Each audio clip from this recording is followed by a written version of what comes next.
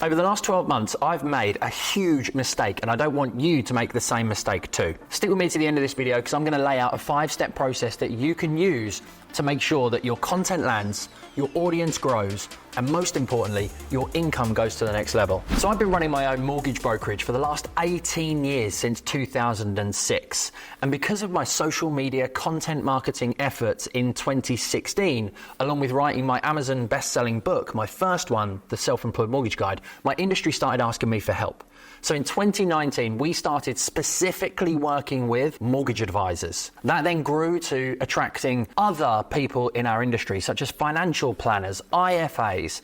And we really started to grow that business during lockdowns when everything was online, running coaching programs and masterminds to help people build a better business, generate more leads, increase their sales, and improve their systems. 12 months ago, I designed a roadmap, a blueprint, a structure to building a better business. And we packaged it in our Leads to Lifestyle program. If you follow me on any social media channel, you will see pictures from our live events. You will see show reels, you'll see videos, you'll see our client testimonials. They've absolutely loved the journey on Leads to Lifestyle as an accelerator program where we get together every single month. But because we sold that for a 12-month period, it gave me a foundation of income that enabled us to test and measure. So for the last 12 months, we've been focusing on a broader audience, which is self-employed individuals and business owners and even entrepreneurs. Now, all of our content, which is a huge mistake, has been focused on those 3 broad niches. And transparently, it hasn't landed as well as it did when we first started out in 2019. My mortgage brokerage continues to grow because of our specialism in self-employed individuals, business owners, property investors, and high net worths.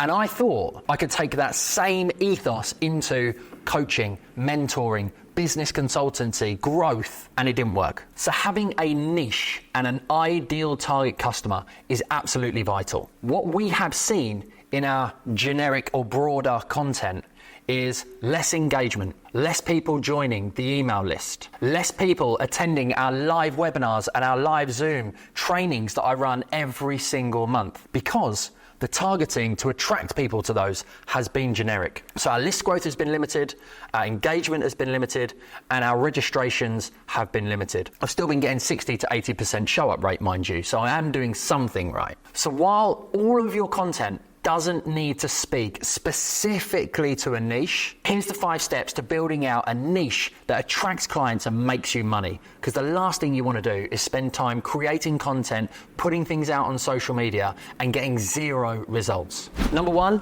identify who that ideal client is. What age are they? What demographic are they? What sex are they? Do they have kids? What part of life are they in? Do they have a specific job title that you can speak to? Have you even got a specific product or service that you can dial in on? For example, an advisor like me could choose self-employed, business owner, CIS worker, doctors, dentists. That's really easy to target and talk to. Or they could go in on only talking about buy-to-let, only talking about first-time buyers, only talking about bridging loans. There's different ways in which you can target a niche. And in just saying that, it doesn't mean all of your content needs to speak specifically to that niche, but you need a decent percentage to make sure that when people land on it, it resonates. Number 2, have a UVP, a unique value proposition. What makes you different to everybody else that's out there?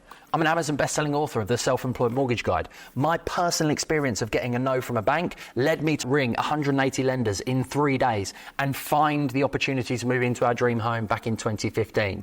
As a coach and a mentor and a business growth consultant, I've got 20 years in financial services. I've got 18 years building my own business. I've helped hundreds of advisors go from 0 to 6 figures and 6 to even 7 figures. What makes you different and what makes you stand out? Number 3, have an I help statement. Now you'll see some people online say these are bullshit, they are talking shit. You need to have something that clearly stands out. I help X to achieve Y without Z. I help who to achieve what without pain. So I help self-employed individuals and business owners to buy and invest in property without being distracted from their life or their business. I help frustrated, time-poor advisors to generate leads, refine sales, and optimize systems without having to use strategies that do not work. Get yourself an I help statement and everything lands much better. Number 4 is tailor your content. I talk a lot on Instagram and on my other social media channels about tailoring your content.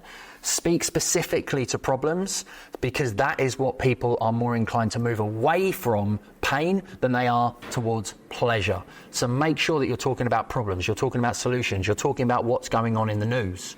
And importantly, take people from social media and put them into an email list and a data that you own, because your emails will then be congruent with the data that you've shared and you'll get more people inquiring off of the back of nurturing them. Number 5, optimization is key. You constantly need to be testing, reviewing, tweaking, perfecting your messaging. I'm a 7-figure business owner. I have the ability to be able to test and measure and take a year out from something that was already working. You know, I'm equally someone who gets bored very quickly doing and saying the same things over and over again.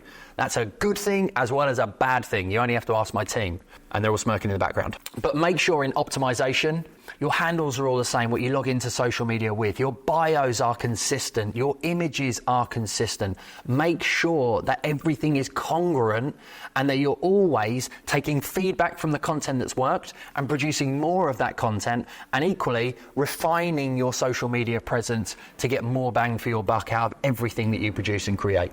If you like this video, please make sure that you hit that follow button right now and subscribe to the channel. Leave me a comment below with what your favorite tip of these 5 things is, and I'd love to keep the conversation going in those comments. Please make sure that you come and connect with me on Instagram. It's my favorite social media channel. I produce lots of video, and now we're even starting to produce some images. What we've spoken about today is literally the foundation of your content marketing and social media efforts. So please put it into practice. Don't let this become knowledge that you've now gained and don't use. And I look forward to seeing you on the next episode.